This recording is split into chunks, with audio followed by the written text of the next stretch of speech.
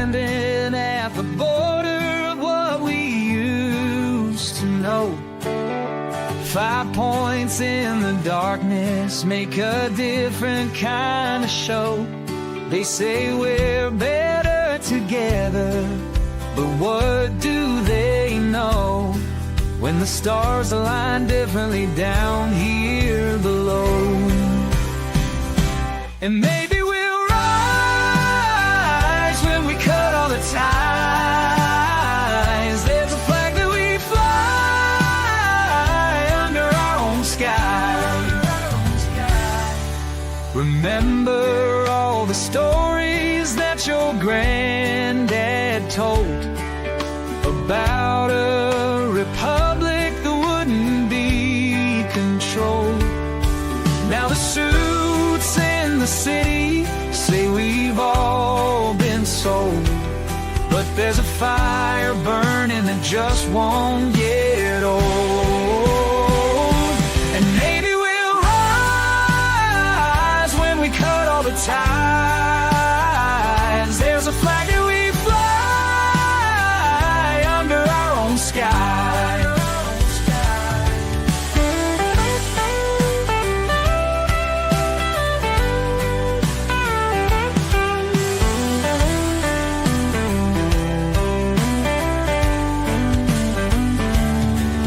They draw their lines on paper, we draw ours in the sand. Some dreams are getting closer, while some don't understand. Don't understand. The highways stretch forever toward a setting sun, where cattle graze on memories of battles won. They say unity's the answer, but maybe we're done with playing by the rules of the chosen ones. Oh, maybe we'll rise when we cut all the ties. There's a flag that we fly under our own sky.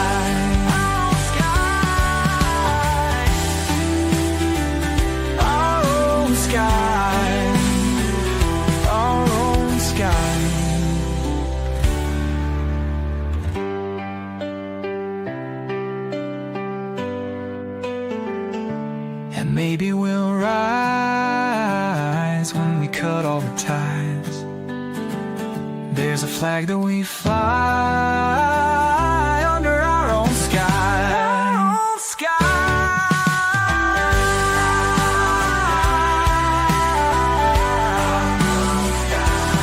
Our own sky.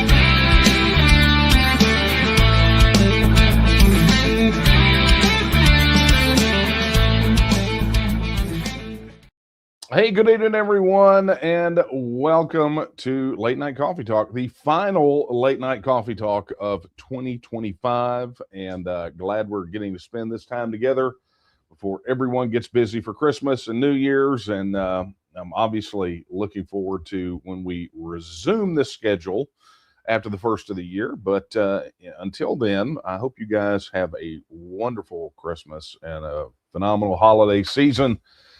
As we come into the final coffee talk of 2025, I mean, it doesn't seem real, does it? That we're here at the last one of the year and that 2025 is done. This year has flown, and I mean, flown, and I don't even know what to say about it. It just seems to have gone by so quickly, but in retrospect, as you think back, maybe it also seems a little far off as well. Like the beginning of the year was just forever ago. I don't know. It's weird how our perception of time works. But needless to say, we are here right now, and I am here to answer your questions and talk about whatever's on your mind. So, for those of you joining us for the first time, let me get the business out of the way. I'm Daniel Miller, president of the Texas Nationalist Movement, and this is Late Night Coffee Talk. This is that time in the week where I take a break from working on Texas independence, pour another cup of the Go Juice, come fire this thing up, and subject myself to your questions. Not all of them will get answers. I try to answer as many as I possibly can. But, you know, we have an hour together, hour-ish. I mean, I have a tendency to run over and squeeze in far more than I should, but bottom line is roughly an hour, okay? But you get to ask me whatever, right? Texas, TNM, Texas politics, Texas culture, anything, even personal stuff you can ask me. So I'm here. And when I say I subject myself to you, that's true. I'm here to help you understand more of the way that things happen from a Texas nationalist perspective. In fact, the iteration of this before it was Late Night Coffee Talk was an actual radio show called The Texas Perspective, going all the way back to the very beginning of the foundation of the TNM. And so here I am answering your questions. And I guess your question then is, how do you ask questions? Well, it's quite simple.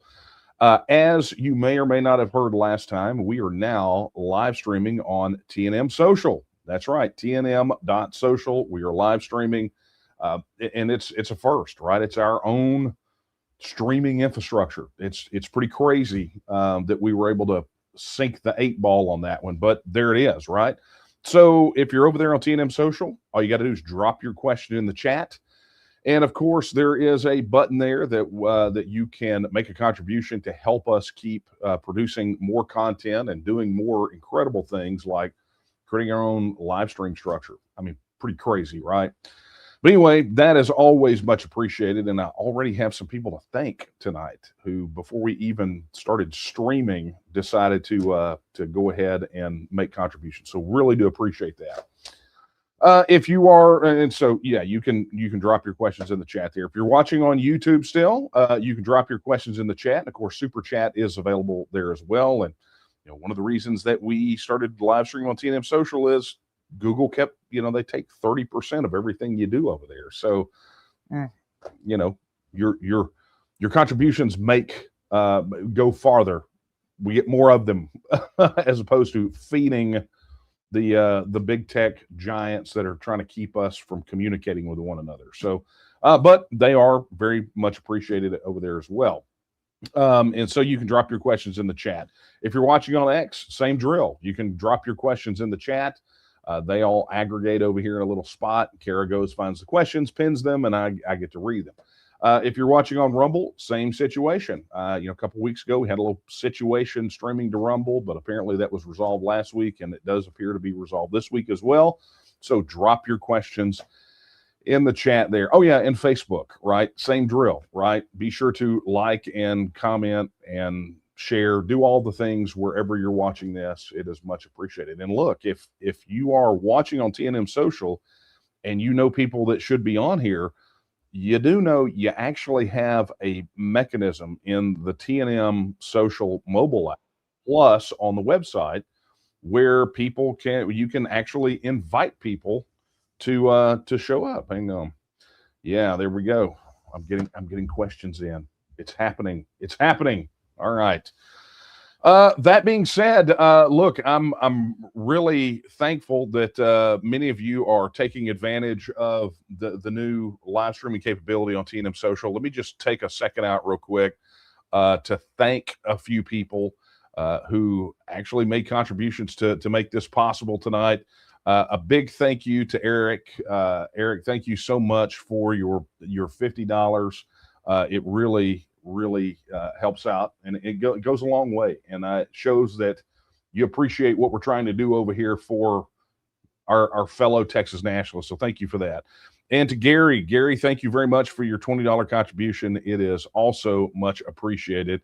And I think, hey guys, sound off in the chat over there. Let's hear where you're from. There it is. Okay.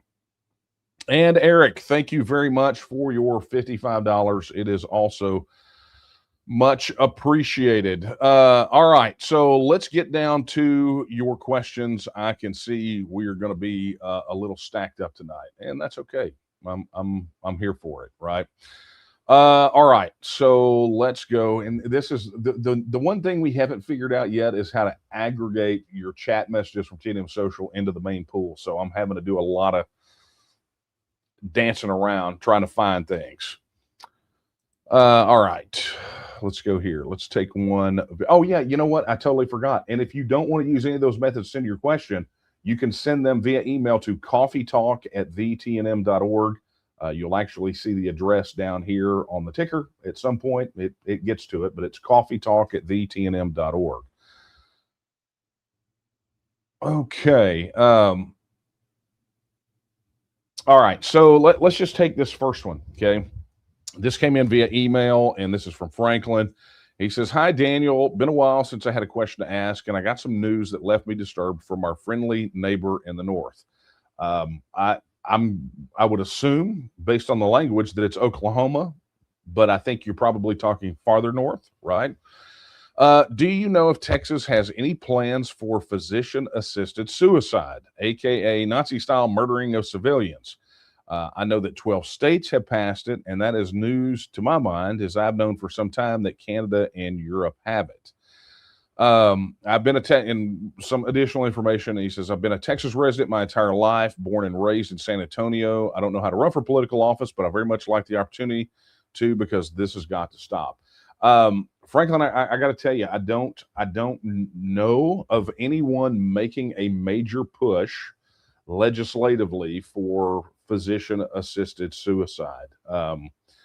There is, there's a fairly strong cadre of pro-life advocates and advocacy organizations in Texas, and I just don't see where that would get any political traction whatsoever. Now, that being said, never underestimate the ability of a subset of House Republicans to capitulate to various crazy things under the guise of compassion, right?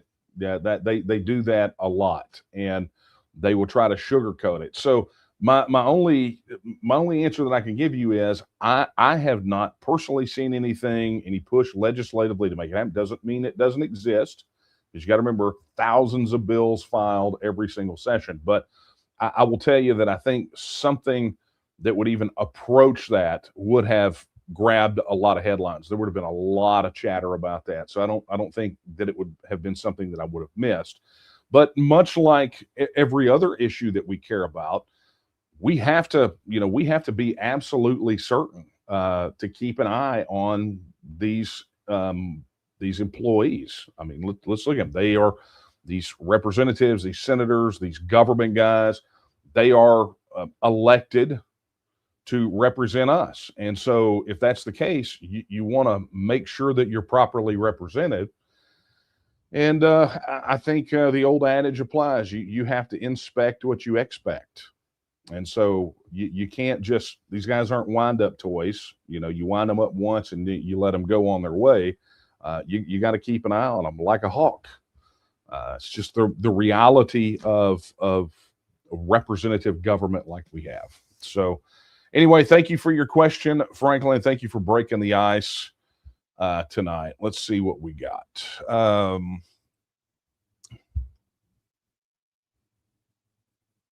Okay, that is not a question. That is a statement, as is that and that. Guys, a lot of super positive feedback about the new weekly format for the Texian Brief, and a lot of super positive feedback for the live streaming and the updates on TNM Social. And in fact, I'm seeing more and more of you getting engaged with your fellow Texians over there on TNM Social. So Lots of things that are coming in via email, and really, really do appreciate that. Okay, let's go over here to the chat, see what we got available.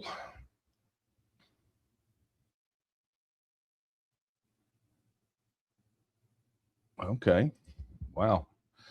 Okay, this is Daniel. If I were to be granted an EB2 NIW by self petition as an entrepreneur, and upon arrival in the U.S. join the TNM, would I appear on ICE's or any other 3-letter federal agency's radar? That is a question that I think is more appropriately directed to an attorney. I can't even begin to give you an opinion about this based on my rights of freedom of speech, because I don't know the answer to that. Right?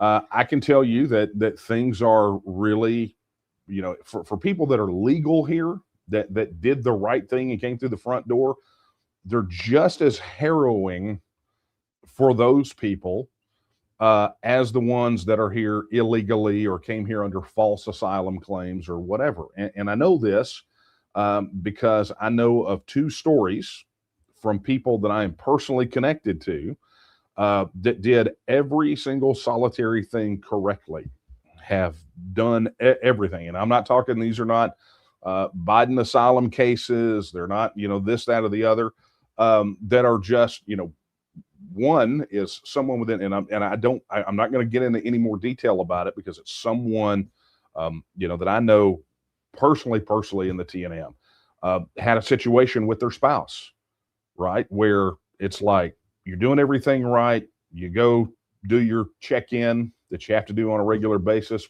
gone out the door, right?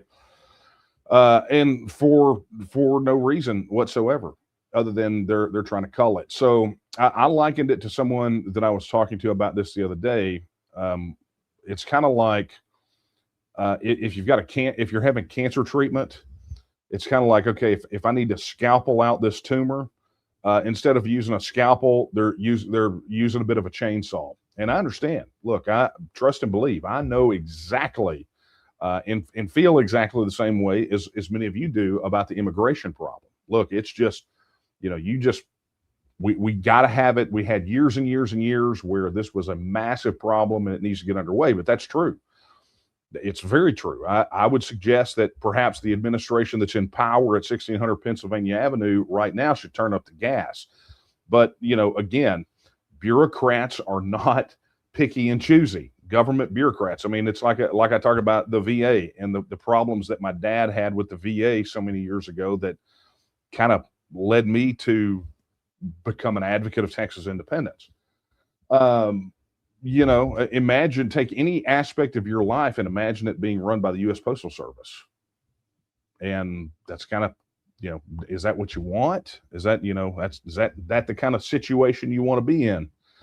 I say that as, I've got surveillance cam footage of them throwing my mail and doing, so whatever. I don't want to digress here, but my point here is if you have legitimate concerns about this issue, you don't need to be asking me about that, right? You need to be asking whoever you are going to get to handle your legal paperwork. And I'm going to say this because it's the same warning I gave the person that I was talking to about this the other day. Lawyers know law. They're going to play the law, but we're not operating in a legal realm anymore. This is politics. And so just because you go to a lawyer or an attorney on this particular issue, they give you a path. That is no guarantee in today's climate. So I would just suggest you, but I would suggest to you that is the first start, okay, or the first step. All right. But thank you for that question. All right, let's see what we got here.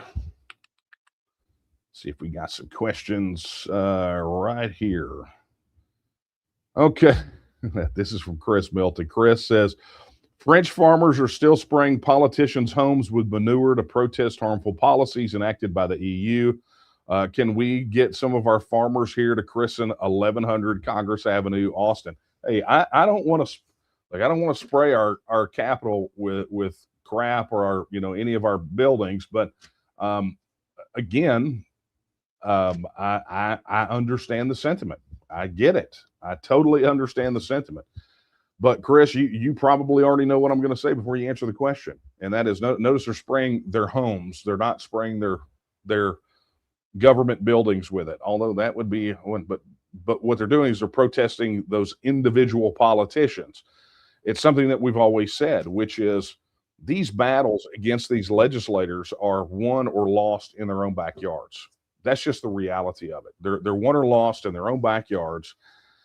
And that's the thing. There is a difficulty, I would say, in the mindset of a lot of people that get superficially engaged in Texas politics. And Chris, you know the kind of folks that I'm talking about because you've interacted with them before. That the misconception is that all of the real work is done during the legislative session in Austin. And as much as we tell people this, and this doesn't mean don't show up to Austin, don't do those things. You still got to do those things. But the real work is laid in between legislative sessions during the election cycle, in the time in between, and not in Austin, but in the districts, in the backyards of these politicians. Trust and believe, they understand the pressure they're going to be under when they're in Austin. They do not feel it from the activists or the grassroots, whatever you want to call them, when they're back home. That's where you apply the pressure.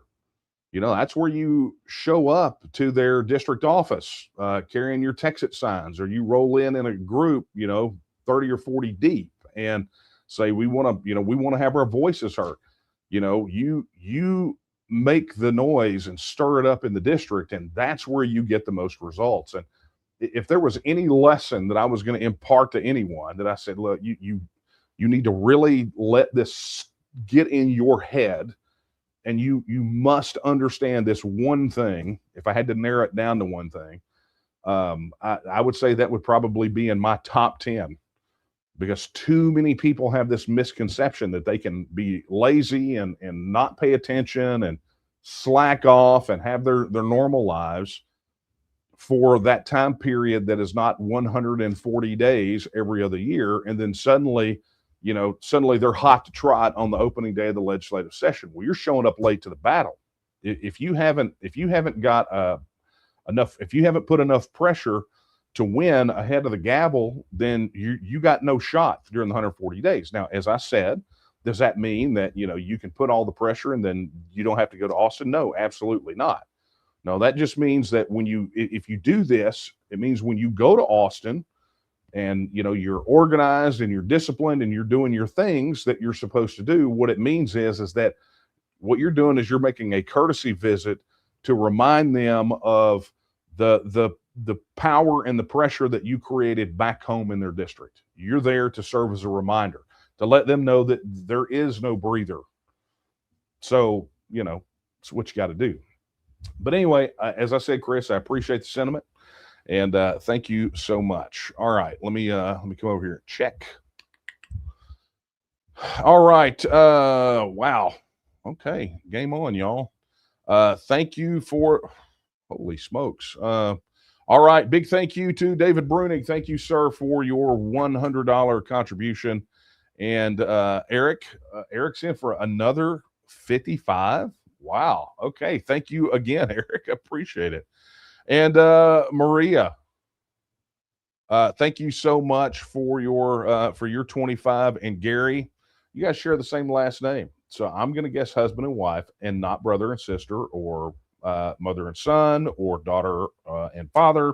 I'm going to guess husband and wife, and each chipped in for 25 apiece. So thank you guys so very much. And Robert, thank you very much for the $10. You guys are just doing stellar. Hey, drop in the chat. Are you guys, the ones that are on the TNM social live stream, working better for you this week? Because we did make a tweak based on your feedback. Let me know if it is working better for you. Would love to see the feedback. All right. Let's get down to it. Kate asked, what's the update on the TNM's progress? Man, we give those progress reports all the time, right? And I would suggest, if you're not getting the Texian weekly briefing, which will go out tomorrow morning, be sure that you are signed up on our email list. Make sure that your support is registered, all that kind of stuff. And you'll get that. But far too much to go into here. Let's just say that 2025 was the kind of year that we expected, maybe even a little bit better. It was a year of a legislative session. Could have been better. Could have been worse. I'm not going to rank it out of the 20 years that we have been in existence now as of November. I would rank it somewhere probably in the middle, right? I mean, maybe top 10. I mean, we got a lot of stuff done.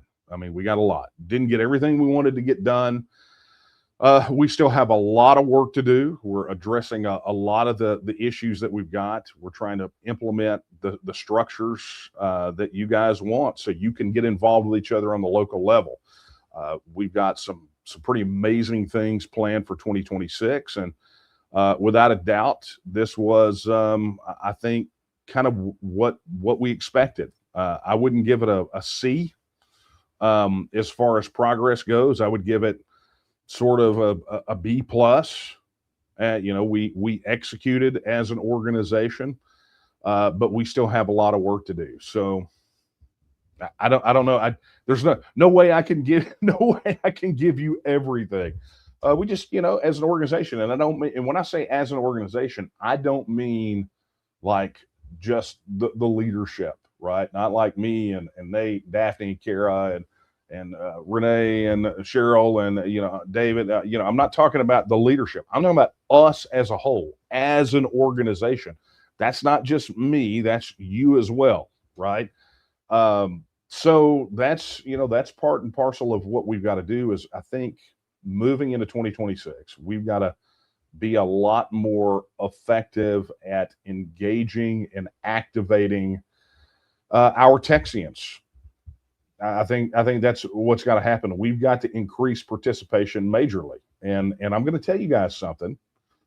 Put it down on paper. Barring something weird and major happening, we're going to see growth in this organization probably at the tail end of next year, unlike what we have seen previously, and I'm including during presidential election year. So understand that moving into 2026. The groundwork that we laid in 2025 is for us to be able to build capacity throughout 2026 to be prepared for when that happens. So anyway, Kate, thank you very much for your question. All right, let's see what we got here.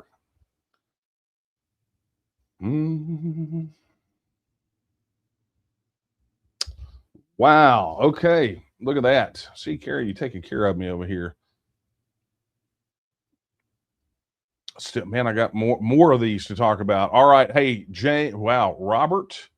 Yeah. Okay. So, Robert, thank you very much for your $10 contribution, and a major thank you to James, who just donated $500 during this live stream. And man, thank you so very much, man. Everybody give. I don't even have like an applause sound thing. I think I probably need that. What do you guys say? All right. Let's get down to golly, Moses, man. That is such a big deal, man. Thank you very much. Thank you. And Chris, hey, Chris, thank you for your 25. And if that's the question, if that's the thing, like you ask a question, I answer it, then you donate.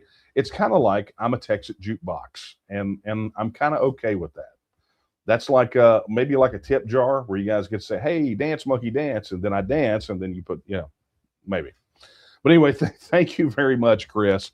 Very, very much appreciate it. Okay, let's get back to the questions. So there was some more over here.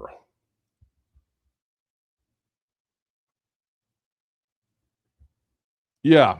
Let's look at Larry. Larry says, when a politician takes his or her oath to uphold the Constitution of Texas and the United States, aren't, I'm guessing, they by default agreeing to not get in the way of the vote for independence? I would agree with you. I think, Larry, I think that sentiment is right, and I think I talked about this was it maybe the last coffee talk or the one before, it was that rude awakening when I had that sit down with a previous lieutenant governor, and they did not understand, did not know Article 1, Section 2 existed or what it said.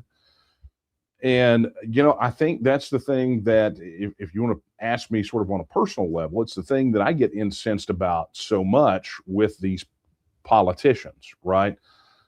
They don't want to sign, if they don't want to sign the Texas First Pledge because they're afraid it would, harm their chances, which is we've debunked time and time again, right? It's not harmful to them in an election by any stretch of the imagination. In fact, it only helps them. But it's I think what incenses me about it is beyond the pledge, like the Texas Independence Referendum Act. When Biederman filed it the first time, and listen to these guys freak out about what it did, giving the people a chance to vote, to invoke their rights under Article 1, Section 1 and 2. They freaked out about it. It's like, wait a minute, you guys literally, you took an oath to this Constitution, right? You took an oath to it. And what you're telling me is you won't act on that part of the Bill of Rights. I mean, it's the Texas Bill of Rights, right? You're telling me that you will not accept it. And it's probably what, like people that are, organizations or people that are really strong about the right to keep and bear arms, when they have politicians that won't get on board to uphold the right to keep and bear arms. Well, this is a right. This is what we're talking about. This right of self-government, Article 1, Section 2, the Texas Independence Referendum Act, all those things. That's well within our rights.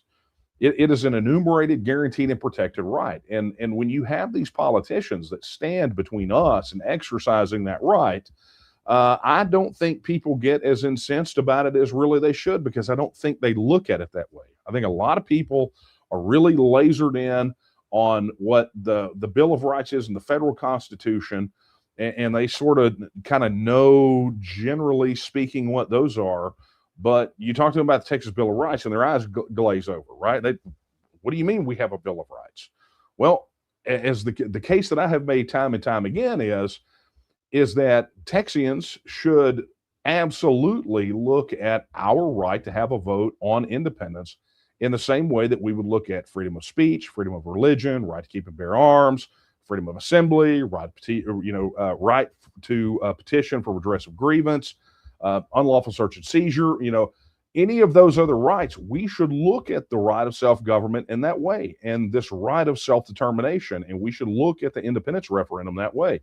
That anyone that stands between us and our ability to express what we want to do with Texas, like how we want to be governed. Do we want to be a part of the union anymore? Anyone who stands between us and having our voices heard on that issue should be viewed as the worst kind of gun grabber and censor and communist, anti-religionist. I mean, you should look at them that way. And honestly, you should try persuasion at first, but after that, it's time to just call it like you see it, right?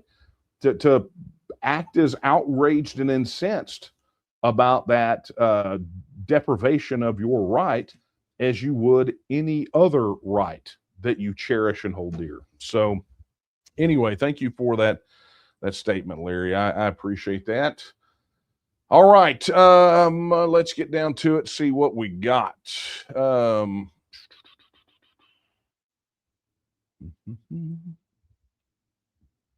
Hey, Lori, thank you very much for your $25 contribution. Very, very much appreciated.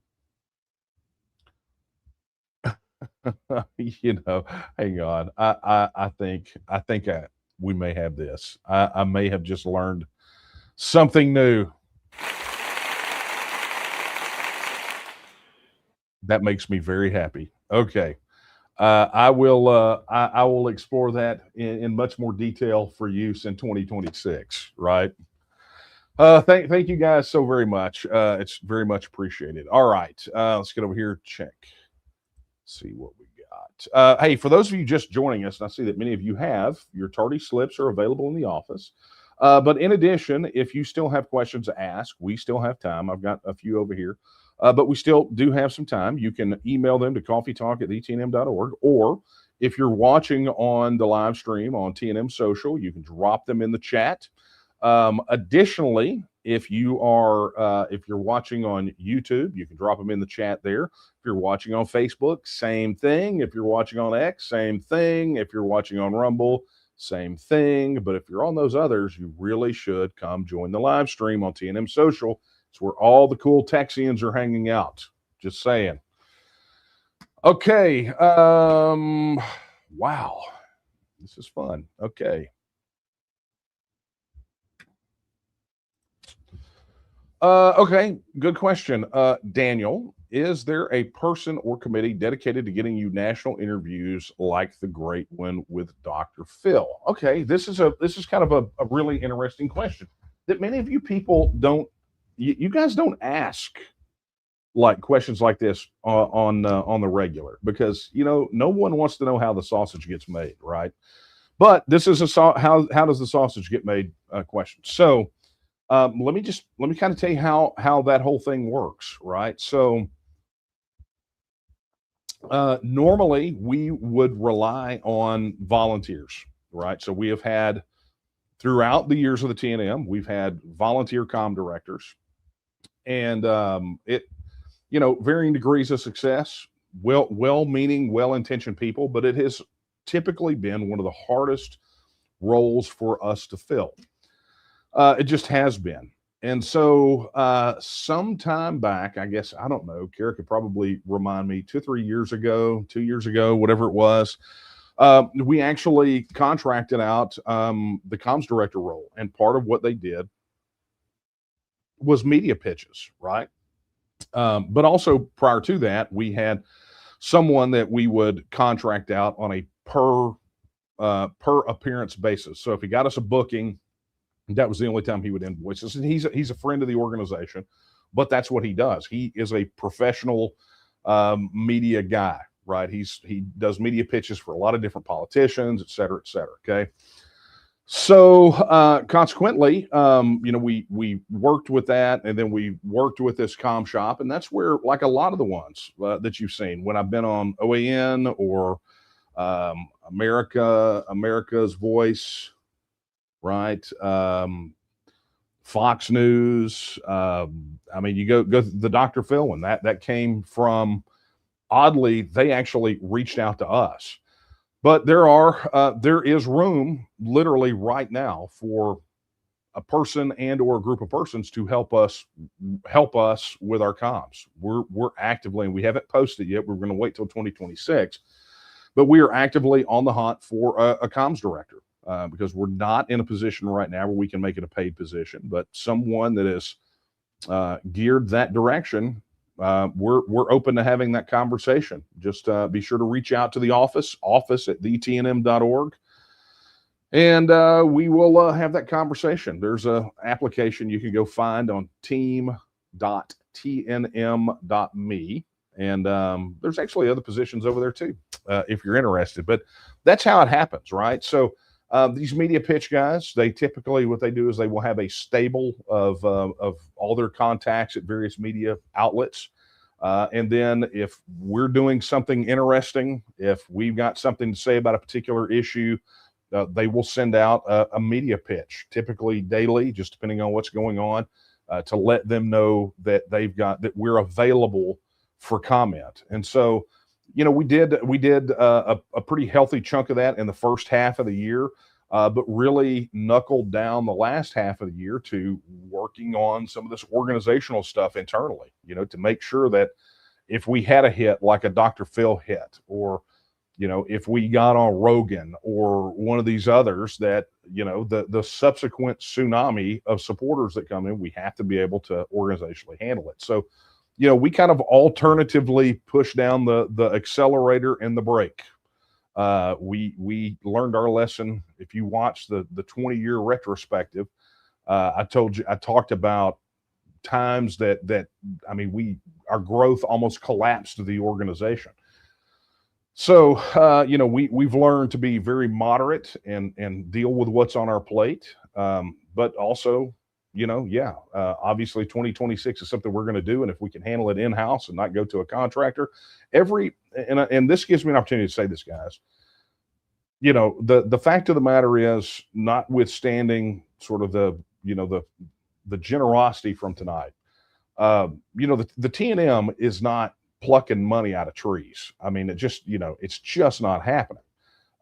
We rely literally on the membership dues that people come in. So many people think, well, if they're registered supporters, they all pay. It's like, no, they don't. It doesn't cost you anything. The people that typically say that are the ones that went and signed up as supporters for free, and then say that, oh, well, all these supporters, well, did you pay anything when you signed up as a supporter? The answer is no, right? You did when you became a member. And so we rely on that, and we rely on individual donations, and most of those donations are $5, $10, $25. James's 500 tonight. I mean, it's that's how it comes in, and not everybody shoulders a piece of that burden, right? If they did, then this would be a completely different situation. This is not a money pitch. I'm trying to help you understand how the sausage gets made. So what we do is we have things that we have to get done. And when you do those things cost money, right? Now, there are some things that just cost money. There's no other way to do them, right? So like a server bill or an electric bill, right? Power or postage. Those things, they don't switch. They don't barter. We can't do volunteers for that. Whatever. Those things, they're fixed costs, things that cost money. But then you got these other things that the T&M can be doing, could be doing, should be doing, would be doing, but if, right?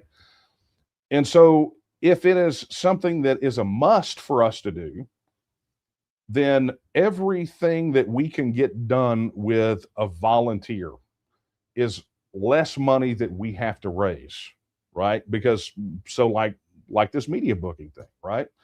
If you want us more in the media, one of two things has to happen, right? Either number one, we have to go pay somebody to go do that for us, or number two, somebody in the organization has to volunteer to do it to offset whatever that cost is. And that could be either on a volunteer basis or a contract basis or a staff basis. But either way, there's only, one set of those things costs the organization money, one set does not. And so for everything that we must do that we don't have a volunteer to do, we either have to pay for it to be done or we have to not do it. Okay. Very important for folks to understand. And like I said, most people don't ask how the sausage gets made. That is a very, very good question. Thank you very much. Okay. Hey, big thank you to Alec Rawls for your contribution. I don't see your question, Alec. He says, don't forget my question. I don't see your question. But thank you. I'm sure we'll find it someplace.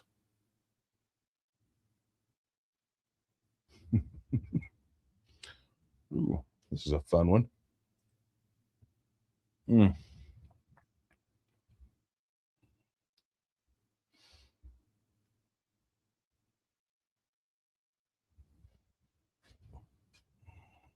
Yeah, sorry about that, guys. I went down the rabbit hole. Not supposed to do that. I'm only supposed to look at one set of the chat because I do get distracted easily. Hey, I don't know. I'm going to have to look, and I'm going to go back through and see. You guys, all technical issues, I think, are lined out on the live stream. Am I correct at T&M Social? Hopefully you guys are digging it. Yeah, working perfectly here. Yes. Okay, fun. All right. Okay, I got one question over here in the hopper that I need to deal with. Ah, there it is. Okay, I see it now. I will not forget that question. All right, so let me go ahead and tackle this one because this is a fun one. Hang on, let me do this real quick. This is from Kim. Kim says, I have a question. What are we going to do about the Compromise of 1850? Jeff Smith said repeal. Look, the Compromise of 1850 was a business transaction. Texas sold that land, right? It sold it. And it was that sale and the funds that came from it that were at the heart of Texas versus White. And some of the people that have gotten an advanced copy of the book are learning just how important that was to the whole discussion about the issue at controversy in Texas versus White, how the Compromise of 1850 plays into it. So there's not a way to repeal the Compromise of 1850 because the land and the money have already exchanged hands. So I don't see where that is, but I'll be more than happy to look into it. Okay, here is Alex's question. He says, will you ever in detail talk about your backstory on what got you into the idea of Texas independence? I think future historians would be happy to know that story. The answer to your question is yes. And I have in bits and pieces, but never all the way through, right? To just kind of, and I don't mean, starting the story off as I was once an embryo and then walking all the way through. But there are some key points, that I've talked about over time. And guys, it's a wild story. I mean, and honestly, not the stuff that came before. I mean, that's honestly pretty doggone boring. I mean, maybe it's not boring for y'all, but it is kind of boring to me, because everyone wants this aha moment, and the aha moment doesn't exist, right? It was although the timeline was very compressed, it was a progression. But that part of that story involves the first time I got my photo taken by a government agency for handing out literature. It deals with there's oddly a FEMA camp that shows up in the story. It's just, and you guys, I'm telling you, it was a very wild progression, and it is typically kind of boring, right? But that being said, the real exciting stuff comes right after, right after, and the decisions that you make when you're presented with what is effectively a binary choice. And I was talking with someone about this the other day, which is rarely, and you guys have heard me say this, rarely in your life are you presented with that kind of line in the sand moment, right? Where you have that binary choice where here's one fork in the road, and literally you have two options and you have one choice. Which one are you going to choose, right? That's what the line in the sand was. That's Travis drawing the line in the sand was a binary choice, like flipping a coin, right? Rarely do we get those moments. A lot of times it's just very shades of gray, and you kind of, move through this, it's not this black or white kind of situation, this binary situation, 0 or 1. It's kind of, not to get too nerdy here, but it's kind of like quantum physics and superposition, right?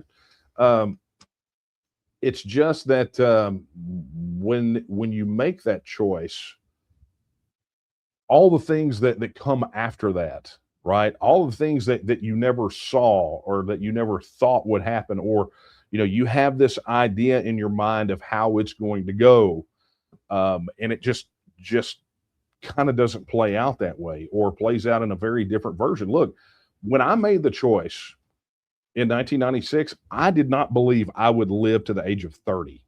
I mean, that's how stuck in I was, right? If I knew then what I know now, I probably would have taken better care of myself over the years, right? But the bottom line is, I just didn't think I'd make it to 30, and it's a crazy story. It really is. So to your point, though, will you ever tell it in detail? The answer is definitely yes. And as I've talked about, I think on here before, I'm working on getting some of the books that are unfinished across the finish line. The Texas versus White book is one. You guys have said beyond a shadow of a doubt that you want the America is not a nation book next. But I will tell you, Alec, that I am considering for the expansion and rewrite of Line in the Sand, which I am still contractually obligated to produce for Defiance Press, I'm thinking about including an entire section at the front of the book to explain it, to kind of go through it. And I don't even know if that will do it justice, but it will be enough of the story that I think will be satisfactory to your answer. I mean, there is so much detail. There was never a minute during that time period where something was not happening. So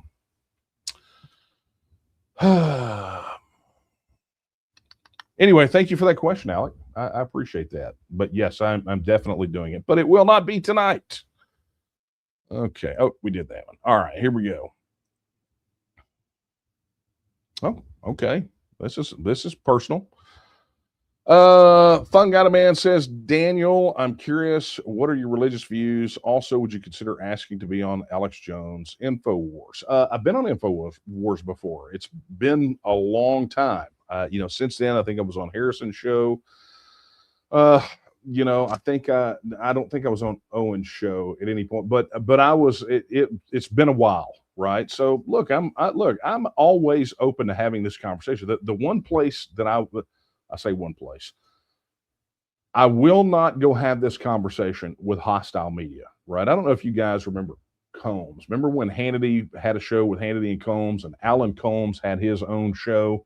I don't sign up for these interviews to get abused. I'll take hard questions, I'll argue, I'll banter, but I'm not going to be condescended to. I'm not going to be treated like a lunatic.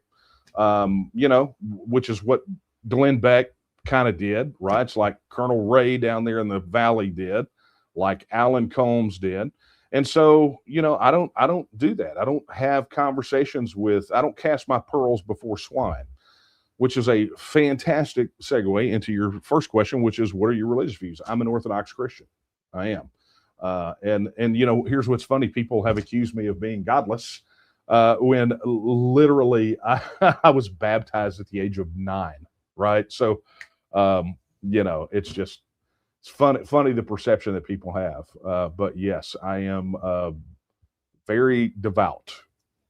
So if that tells you what. But look, in our organization, we have a lot of different flavors, right? And I'm not here. We're not here to institute a theocracy. We're here to make Texas a self-governing, independent nation state. That's the role of the mission. Now, if you want to have a conversation with me outside of what we're doing in the TNM about what the various faiths, what various flavors of Christianity have to say about certain issues, I'm perfectly willing. But the only litmus test that we have in the TNM is quite simple. Do you believe and adhere to our mission? And do you believe and adhere to our principles? And I think you could look at the principles of the TNM and make the case that each one of them has a biblical or scriptural root to it.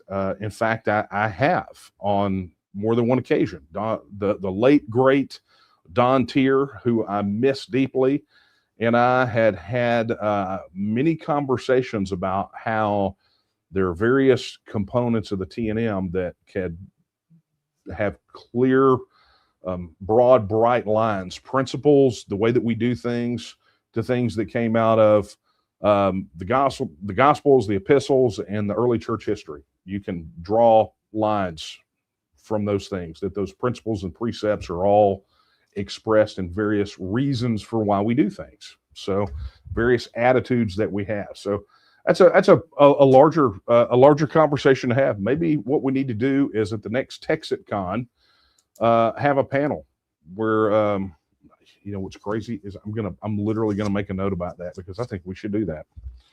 Well,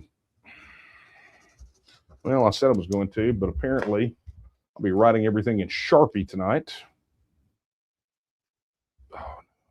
Okay. Okay. Look at that. I made a note with an actual pen and not a Sharpie. But anyway, hey, thank you very much for your question. Very, very great question. And something, again, like I said, no one has ever bothered to ask, right? And normally what I get is people accusing us of not being uber, religious in our website or in literature, or I mean, look, I've been called downright godless, and I pray for those people when I'm in church every single time. So you know, it's just what you got to do, right? Anyway, let's get down to it. We are rapidly getting ready. Yes, Sana said in chat, she's like, I miss hearing Don and you have your long talks. I miss having them. I miss having them more than I can express.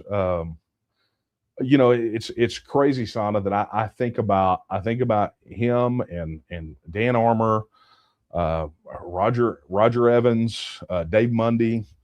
I've got literally a plaque on the wall over here that I got from Dave Mundy. Like, it's sitting right there. I could see it, right? Charlie and Lauren, and I think about these folks every day. And I know people are gonna say, yeah, that no, you don't. It's like, yeah, I literally do. Every single solitary day, something will happen, and I will think about them consciously and remember just them being here to the point that it's like they are. And I just hope that what we're doing can carry forward the work and the faith and the trust that they put in all of us, to know that if they fell, that the rest of us would carry on and win this thing. So yeah, I miss him too, Sana, so much. Hey, thank you, John, for your $25. Very much appreciated. Donated on TNM Social on the live stream, and glad it is working for everyone. RAB. Yeah. Okay, so let's get down to it. Oh man, I'm almost out of time. Mike asks, how do we handle undesirable elements that are established or nearly established, like Colony Ridge and Epic City? Mike, a lot of that's being handled. We have talked I've talked extensively on here about Colony Ridge, about Epic City. These are really civilizational conflicts and challenges for us, right? That really strike at the heart of who we are as Texans, for a lot of different reasons. And far too many to go into here again, because talked about those things in depth previously. In fact, I know that, and I know this from some work that we're doing for something new for the TNM. I know that we were talking about Colony Ridge super early, and we were talking about Epic City. Even, I mean, not earlier, but I mean, like, I think January of this year, maybe earlier, we were on top of that, and on here, right? Because I'm processing a bunch of the old transcripts from Coffee Talk for a special project. So anyway, yeah.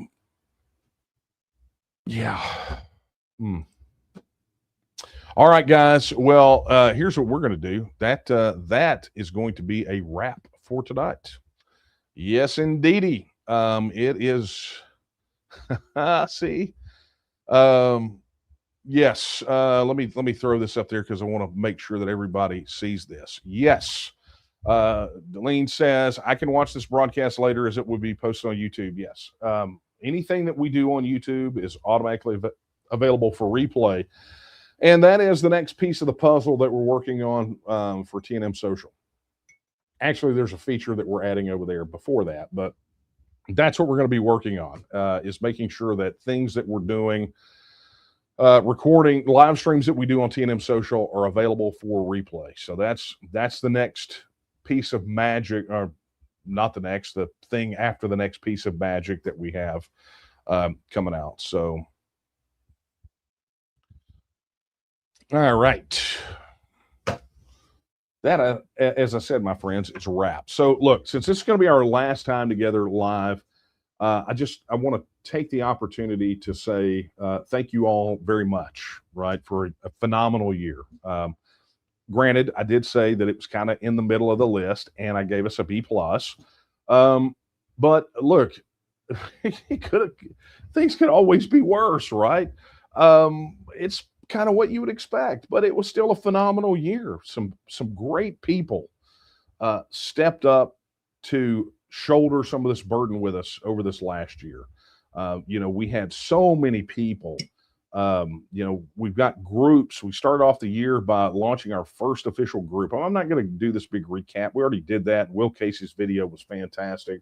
So I just encourage you to go watch that. But, on a personal level for us, it's been really busy, and between the T&M and doing the things necessary to keep the T&M running, it's been a slog, right? I'm in that zone where I'm not sleeping much, and I'm okay with that. I'd rather be busy than sitting here twiddling my thumbs. I'd rather be moving toward independence than just stuck in the mud. And so, look, I'm just going to take this one last time to encourage each and every one of you out there. If you are not currently a member of the Texas Nationalist movement, you need to go do that, right? You heard me talk about this idea about supporters versus members and what it takes to make independence happen. This stuff is not easy, and things are not cheap.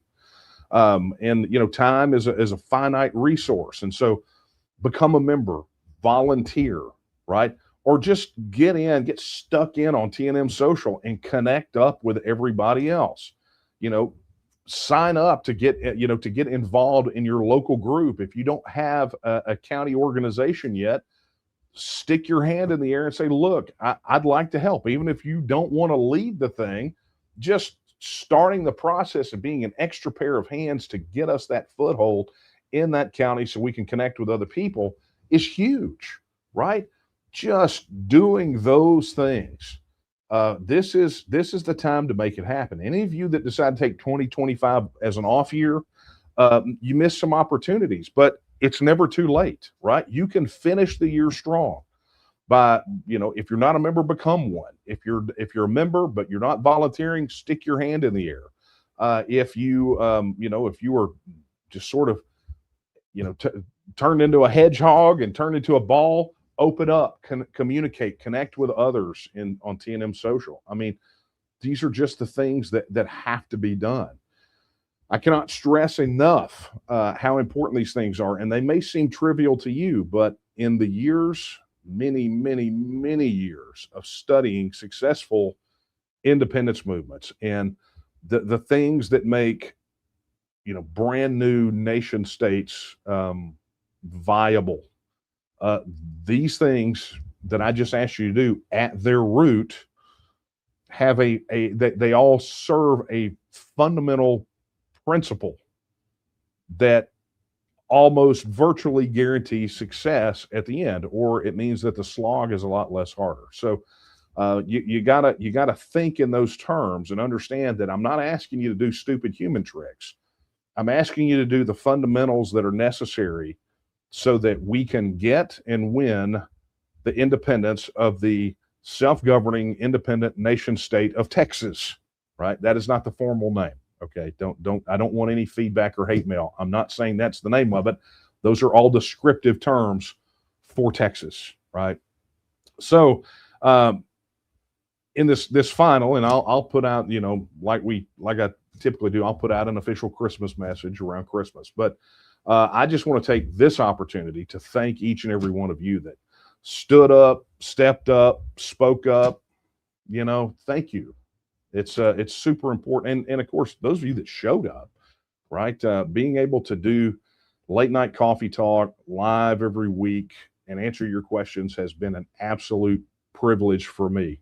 Although sometimes I don't show it when I get the Social Security question for the 9,000th time, right? But I want you to know it is a privilege to be able to do this for you and with you. So that being said, my friends, a few reminders before we wrap up.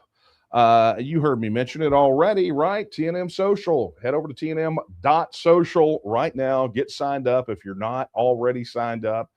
And of course, be sure you download the mobile app, right? Just go to the Apple App Store, Google Play, search for T&M Social. You'll find it there. Go ahead and download it.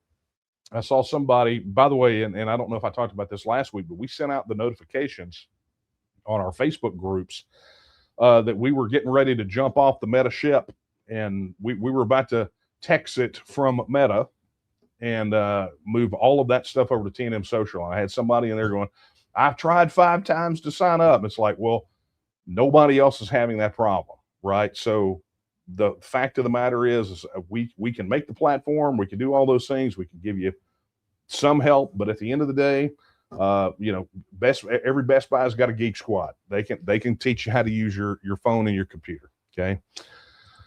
If you have not already done the fundamental, right? I mean, TNM social aside, how about you pledge your support for the TNM? Go to tnm.me/vote, register your support. You remember that free thing I was talking about? This is the one, right? This make sure that you get our emails, you stand up and be counted, et cetera, et cetera. This is where you go do it. tnm.me/vote.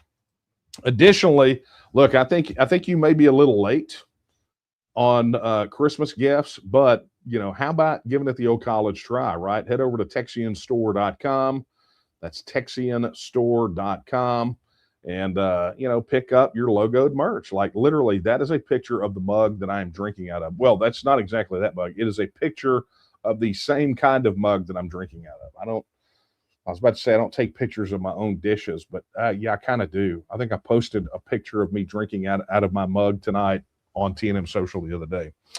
News. Go to TexianPartisan.com. You got to support the independent news outlets. Heading over to TexianPartisan.com is a great way. Look, if you want news and information through an unfiltered Texas perspective, go to TexianPartisan.com. Additionally, if you have a fundamental question about Texas, head over to texitnow.org, right? Like the aforementioned Social Security question and all of that other stuff you can find right there at texitnow.org.